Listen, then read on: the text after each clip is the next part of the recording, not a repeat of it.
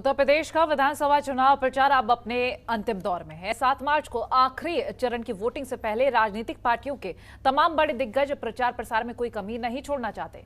शिव की नगरी काशी में आज पीएम मोदी, अखिलेश यादव, राहुल गांधी और प्रियंका गांधी पूरी ताकत झोंकने वाले हैं। प्रधानमंत्री नरेंद्र मोदी उत्तर प्रदेश विधानसभा चुनाव के लिए प्रचार के अंतिम 2 दिन 4 और 5 मार्च को वाराणसी में रहेंगे। पीएम मोदी आज वाराणसी के शहरी क्षेत्र में रोड शो करेंगे और वहीं अगले दिन 5 मार्च को राजा तालाब के खजूरी गांव में जनसभा को संबोधित करेंगे। प्रधानमंत्री रोड शो की शुरुआत मलदहिया चौराहे पर स्थित सरदार पटेल की प्रतिमा पर माल्यार्पण से करेंगे। सपा प्रमुख अखिलेश यादव, कांग्रेस नेता राहुल गांधी और प्रियंका गांधी ने भी वाराणसी में डेरा डाला हुआ है। वहीं समाजवादी पार्टी के संरक्षक मुलायम सिंह यादव आज इस चुनाव में दूसरी बार चुनाव प्रचार पर उतरेंगे। वो जौनपुर में जनसभा को संबोधित करेंगे।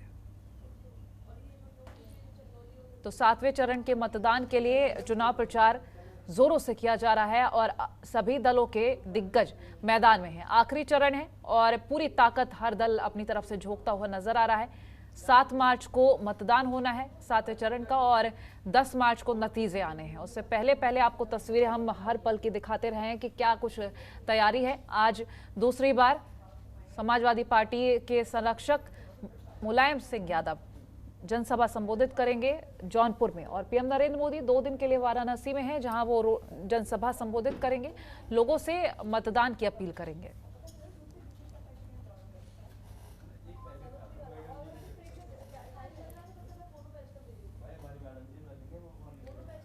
वाराणसी पीएम नरेंद्र मोदी का संसदीय क्षेत्र है और ऐसे में हम आपको बता दें कि काशी विश्वनाथ कॉरिडोर बनने के बाद से एक अलग छवि बनी है।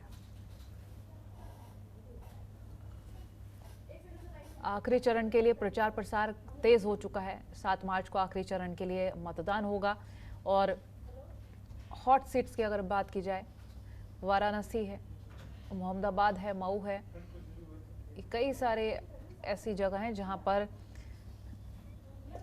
कड़ी टक्कर देखने को मिलेगी। और साथ ही हम आपको ये भी बता दें कि सपा और आरएलडी का गठबंधन वर्सेस बीजेपी हर बार नजर आया है, लेकिन इस बार आम आदमी पार्टी भी अपनी तरफ से पूरा जोर लगा रही है और वहीं कांग्रेस की तरफ से भी पूरी कोशिश की जा रही है। बसपा की तरफ से भी हर दल अपनी जीत का दावा भी कर रहा है।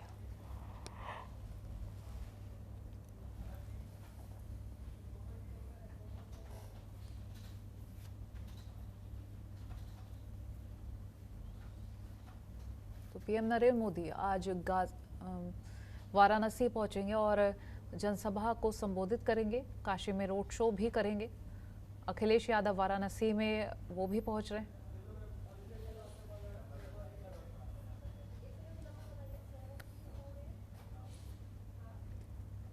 वाराणसी से संवाददाता अभिषेक श्रीवास्तव हमारे साथ लाइव जुड़ गए हैं। जानकारी लेंगे उनसे कि क्या कुछ खास नजर आ रहा है। अभिषेक, तैयारियां कैसी हैं? 7वें चरण के प्रचार प्रसार के लिए पीएम नरेंद्र मोदी 2 दिन के लिए पहुंचे वाराणसी।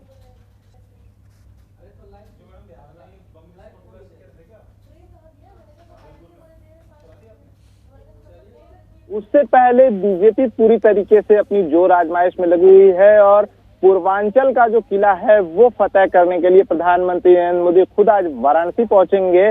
2 बजे का वो समय है जब वो बनारस पहुंचेंगे और मलदहिया से सरदार वल्लभ भाई पटेल की प्रतिमा पर माल्यार्पण करेंगे। उसके बाद बनारस का जो शहरी एरिया है, लहुरा बीर, कबीर चौरा, पिपलानी, कटरा, लोहटिया, मैदानी होते हुए रोड शो करते हुए लगभग 3 किलोमीटर का जो फासला है वो तय करेंगे और विश्वनाथ मंदिर पहुंचेंगे, जहां मत्था टेकेंगे। इसके बाद बीएचयू तक उनकी जो रोड शो है वो बीएचयू तक जाएगा और वहां वो मालवीय जी की प्रतिमा पर भी माल्यार्पण करेंगे। तो पूरी तरीके से आखिरी दौर में जो बनारस है और बीजेपी है वो पूरी तरीके से तैयारियों में लगी हुई है। बनारस को पूरी तरीके से बीजेपी ये चाहती है कि मोदी में कर दिया जाए और बनारस के जो चौक चौराहे हैं वहां पे केसरिया, भगवा गुब्बारे लगाए गए हैं। पूरी तरीके से भगवा रंग में चौराहों को रंग दिया गया है।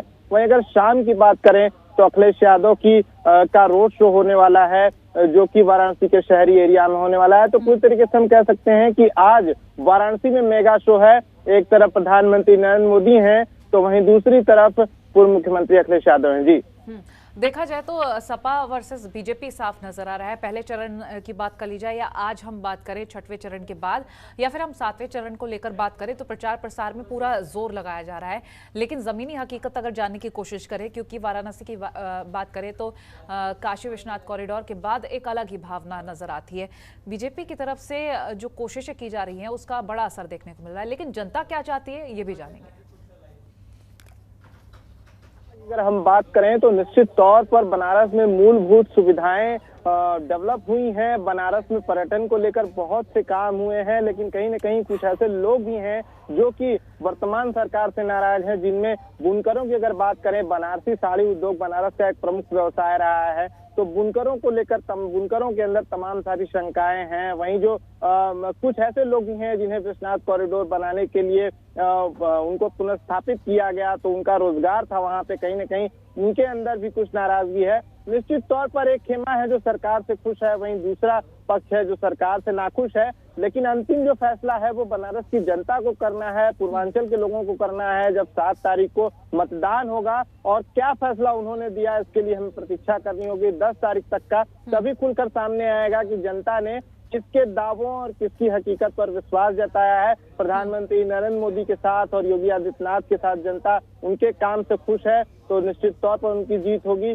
और वहीं अगर अखिलेश यादव की तमाम सारी जो लोक लुभावनी बातें हैं, जैसे मुफ्त बिजली की अगर हम बात करें, इसके अलावा तमाम सारी जो उनकी योजनाएं हैं, अगर उससे जनता को विश्वास जगता है तो जनता निश्चित तौर पर उनको विजयश्री देगी। लेकिन बनारस में अगर हम आज की बात करें तो बनारस में आज जो चुनावी पारा है वो अपने पूरे चरम पर है, और तमाम सारी जो पार्टियां हैं पूरी तरीके से अपना जो ताकत है वो बनारस में झोंक चुकी हैं। और बनारस की एक तरीके से हम अगर आज कहें तो पूरी तरीके से बंद होने वाला है बनारस। जो सड़कें हैं वो जाम होने वाली है। पूरा बनारस में आज वीआईपी मूवमेंट है। वहीं एक और बनारस में रैली होने वाली है। दोपहर 12 बजे का वो समय है जब प्रियंका गांधी और राहुल गांधी, पूर्व विधायक कांग्रेस के हैं अजय राय, जो कि पिंडरा विधानसभा से जो बनारस में आता है, पिंडरा में जनसभा करेंगे अजय राय के समर्थन में प्रियंका गांधी और राहुल गांधी। तो तमाम सारे वीवीआईपीओ का आज बनारस में जमावड़ा होने वाला है। और कल की अगर हम बात करें तो कल प्रधानमंत्री नरेंद्र मोदी की रैली होने वाली है बनारस के मिर्जा मुराद खजूरी में। जी चलिए, आप बने रहिए हमारे साथ, हम गाजीपुर चलेंगे। इस बीच ओम पांडे हमारे साथ लाइव जुड़ गए हैं गाजीपुर से। वहां की क्या तस्वीरें हैं और कैसे ये तैयारियां हैं ये जानेंगे। ओम, क्या कुछ खास नजर आ रहा है?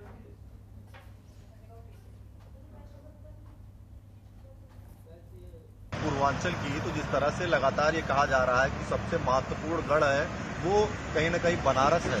और तमाम जो दिग्गज नेता हैं ये जरूर है कि बनारस में डेरा डाल चुके हैं। उत्तर प्रदेश के जो है पूर्व मुख्यमंत्री, इसके साथ साथ कांग्रेस के तमाम दिग्गज नेता, तमाम जो दिग्गज नेता हैं लगातार इस समय बनारस में मौजूद हैं। और कहीं न कहीं पूर्वांचल को लेकर जिस तरह से सियासी सरगर्मियों की बात करें, क्योंकि पूर्वांचल की भाजपा, चाहे आजमगढ़ हो, मऊ हो, गाजीपुर हो, बलिया हो, इन तमाम जो जिले हैं, इन तमाम सीटों को लेकर लगातार जो जद्दोजहद है वो शुरू हो गया है। अगर बात की जाए गाजीपुर की, तो गाजीपुर में भी जिस तरह से सभी ने देखा है कि मुख्तार अंसारी को लेकर के लगातार कवायद थी, क्योंकि गाजीपुर, मऊ, आजमगढ़, इन तमाम जो जगह हैं कहीं न कहीं उनका एक जिस तरह से लगातार उनके एक प्रतिनिधित्व रहा है। लगातार जिस तरह से इस बार जो है वो उनको लेकर के जहां तमाम चीजें रही हैं, तो कहीं ना कहीं एक तरफ जहां पूरी तरह से बीजेपी का जो खेमा है, बीजेपी के जो बड़े नेता हैं लगातार पूर्वांचल यानी बनारस में और आसपास में रैलियां कर रहे हैं। अगर बात करें आज तो जिस तरह से गाजीपुर में जो है वो बीएसपी के राष्ट्रीय महासचिव सतीश चंद्र मिश्रा जो है 2 जनसभाएं करेंगे। इसके साथ साथ अगर बात करें तो डिप्टी सीएम कृष्ण प्रसाद मौर्य वो जहां जो है आज कई जनसभाएं जो है वो पूर्वांचल में उनकी हैं। और सबसे बड़ी बात यह है कि जिस तरह से पूर्वांचल को साधने के लिए लगातार जो सियासी घमासान मचा हुआ है, क्योंकि सभी को पता है कि पूर्वांचल एक बड़ा खेमा है और बड़ी कहीं न कहीं तमाम बड़ी चीजें हैं, और पूर्वांचल को साधने को लेकर लगातार जिस तरह से काम हो रहा है, अब देखने वाली बात यही है कि क्या पूर्वांचल में जिस तरह से लगातार चाहे बात की जाए जातीय समीकरण की बात हो या फिर उन तमाम विकास के मुद्दे हों या फिर जिस तरह से बीजेपी ने 5 साल में काम किए हैं, और चाहे ओडीओपी की बात हो, क्योंकि तमाम योजनाओं में जिस तरह से ओडीओपी को लेकर भी लगातार कहीं न कहीं जो है बीजेपी चर्चा कर रही है, तो ऐसे में जिस तरह से बीजेपी अपने 5 साल के काम गिना रही है, तो वही समाजवादी पार्टी जो है अपने किए गए 5 साल के पिछले कार्यों को लगातार गिना करके लगातार बीजेपी को घेरने का पूरा प्रयास कर रही है। तो वहीं बीएसपी भी पीछे नहीं है। बीएसपी सुप्रीमो मायावती हो या फिर राष्ट्रीय महासचिव बसपा के हम अस्तित्व के बारे में जानेंगे कि कैसा बसपा का असर दिख रहा है लोगों पे, क्या छवि है? देखिए, अगर बसपा की बात कही जाए, उनका अपना एक कैडर वोट है, जैसा कि लगातार ये कहा जाता है कि उनकी एक कैडर पार्टी है, और कुछ विधानसभाएं ऐसी हैं जहां पर इसके पहले भी लगातार जो है बीएसपी के कैंडिडेट जीतते रहे हैं। और ऐसे में इस बार अगर बात कही जाए, जिस तरह से एक बार फिर जो है सोशल इंजीनियरिंग फार्मूले को लेकर लगातार जो बीएसपी के राष्ट्रीय महासचिव सतीशचंद्र मिश्रा हो या बसपा सुप्रीमो मायावती हो, लगातार उतर चुके हैं। लगातार जो है लोगों से सोशल इंजीनियरिंग फार्मूले के तहत इस बार वोट करने की बात कह रहे हैं। तो सबसे बड़ी बात यह है कि जिस तरह से लगातार जो सियासी खेमा है उसमें तमाम चीजों को लेकर लगातार नूरागढ़ित हो रही है। लगातार जो है जनता के बीच में उन तमाम मुद्दों को लेकर के जाया जा रहा है। लेकिन बीएसपी, जिस तरह से कहा जाए, बीएसपी का वोटर भी साइलेंट वोटर माना जाता है, और कहीं न कहीं एक जो कैडर पार्टी के बेस पार्टी के तौर पर कहा जाए तो माना जाता है कि वो जो है सिर्फ बीएसपी को वोट करता है। तो इस वोट को कहीं न कहीं बीजेपी जो है वो अपने खेमे में लाने के लिए चाहे कई ऐसी योजनाएं हैं जिनके माध्यम से जोड़ने का काम किया है। और यहाँ तक देश के प्रधानमंत्री नरेंद्र मोदी लगातार इन तमाम कार्यों को करके कहीं न कहीं उस खेमे को तोड़ना चाहते हैं। लेकिन कितना कामयाब होते हैं। और उत्तर प्रदेश के अगर मुख्यमंत्री की बात की जाए, लगातार चाहे तमाम योजनाओं के माध्यम से हो, उन्होंने उन तमाम योजनाओं को पहुंचाने का काम लगातार वो बोलते रहे कि तमाम योजनाओं को पहुंचाने का काम किया है।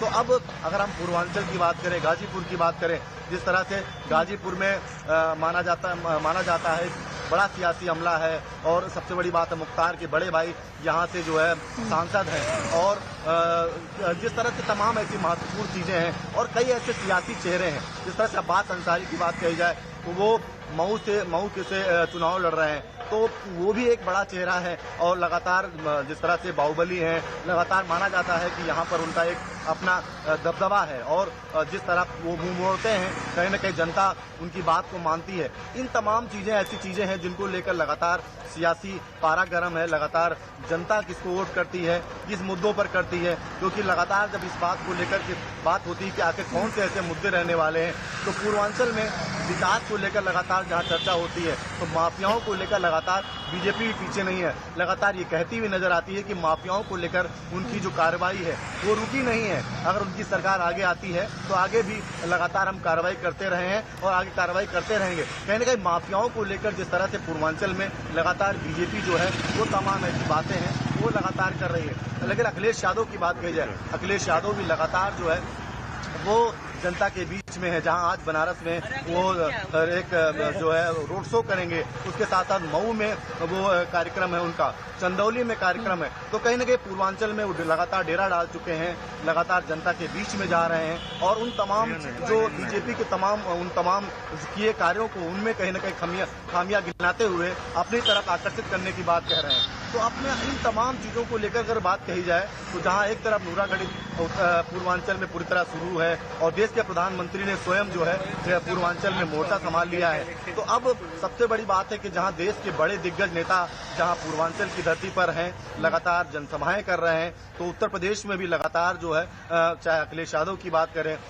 चाहे बात करें प्रियंका गांधी की बात करें, राहुल गांधी की बात करें, सभी दिग्गज ये चाहते हैं कि पूर्वांचल में वो ज्यादा से ज्यादा सीटें ला सकें। इसीलिए लगातार जो है वो जनता के बीच में जा रहे हैं, उन तमाम मुद्दों को गिनाने का काम कर रहे हैं। लेकिन जनता किस तरह मुंह मोड़ती है, ये मुख करती है, ये एक बड़ी कड़ी है। और इसको लेकर के चाहे बात की जाए तमाम मुद्दों की अगर बात करें कि आखिर क्या जिस तरह से माफियाओं को लेकर बीजेपी ने कार्रवाई की, क्या उन मुद्दों को लेकर के जो है जनता वोट करेगी या फिर विकास के नाम पर वोट करेगी। किसान एक ऐसा मुद्दा है जिसको लेकर लगातार समाजवादी पार्टी ने बड़ा मुद्दा बनाया है। और वो अगर सपा की बात करें तो बसपा और कांग्रेस की बात करें, वो भी लगातार ऐसे मुद्दों को लेकर बीजेपी को घेरते हुए नजर आए। तो क्या ये ऐसा मुद्दा, ये अहम मुद्दा भी बन सकता है? इन तमाम चीजों को लेकर लगातार लोगों की नजर है, लेकिन अब देखने वाली यही बात होगी कि आखिर जनता किस मुद्दे को लेकर के अपना वोट करती है। आप बने रहिए हमारे साथ, ओम, हम आपके पास लौटेंगे। इस बीच एक बार फिर से हम वाराणसी चलेंगे। अभिषेक हमारे साथ लगातार लाइव जुड़े हैं।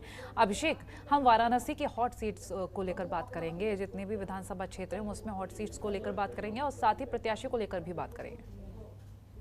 ये बिल्कुल, वाराणसी अगर हम बात करें तो सबसे हॉट सीट है वो बनारस का शहर दक्षिणी एरिया है, जहां पर दशकों से बीजेपी काबिज रही है। वर्तमान में उत्तर प्रदेश सरकार के पर्यटन और धर्मार्थ कार्य मंत्री नीलकंठ तिवारी इसी विधानसभा से आते हैं, वाराणसी की साउथ सीट। और वाराणसी साउथ से ही विश्वनाथ कॉरिडोर, विश्वनाथ मंदिर का एरिया पड़ता है, काल भैरव मंदिर पड़ता है।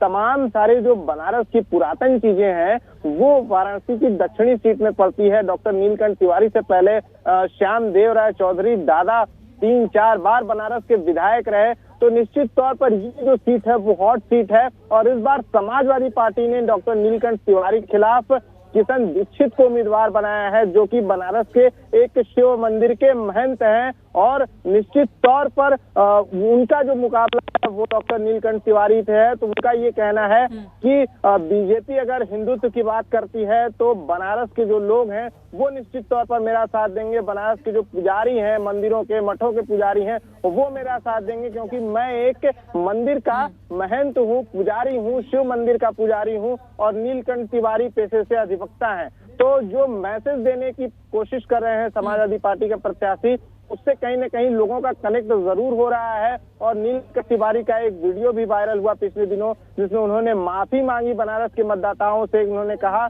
कि मुझे दक्षिणी की जनता ने विधायक बनाया, लेकिन मैं क्षेत्र की जनता के बीच नहीं गया, इसका मुझे खेद है। तो कहीं न कहीं जो यहाँ पे मुकाबला है वो कांटे का है। उस सीट पर जहाँ पे दशकों से बीजेपी का कब्जा रहा है, कांग्रेस पार्टी का जब लहर होता था पहले कमलापति त्रिपाठी के जमाने में, उस जमाने में भी वाराणसी की जो दक्षिणी सीट है वो बीजेपी बचा लेती थी, बीजेपी जीत जाती थी। लेकिन वाराणसी में हम अगर कांग्रेस और सपा और बसपा को लेकर बात करें, हालांकि बीजेपी को लेकर जब बात करेंगे तो जाहिर सी बात है कि लोगों के दिलों से रिश्ता जुड़ा हुआ सा नजर आ रहा है, क्योंकि काशी विश्वनाथ कॉरिडोर के बाद ये पॉजिटिविटी और भी ज्यादा देखी जा रही है। लेकिन कांग्रेस और बसपा को खासतौर पर किस तरह से देख सकते हैं?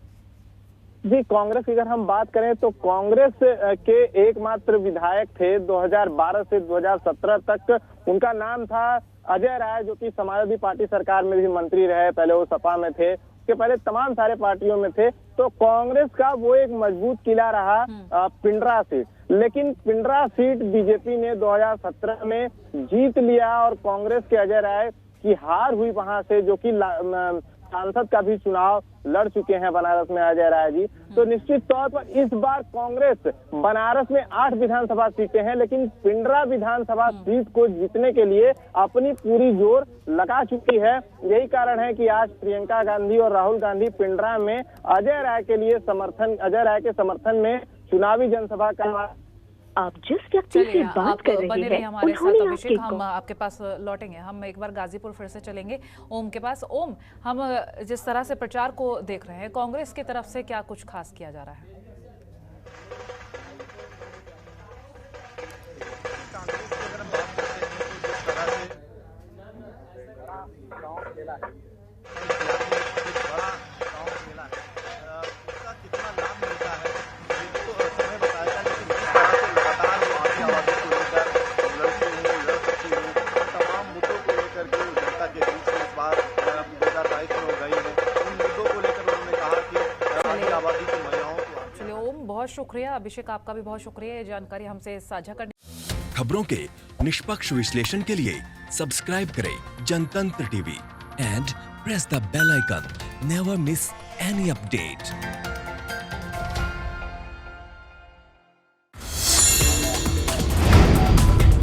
Download the Janatantra TV app, available on Google Play and App Store. Download it now.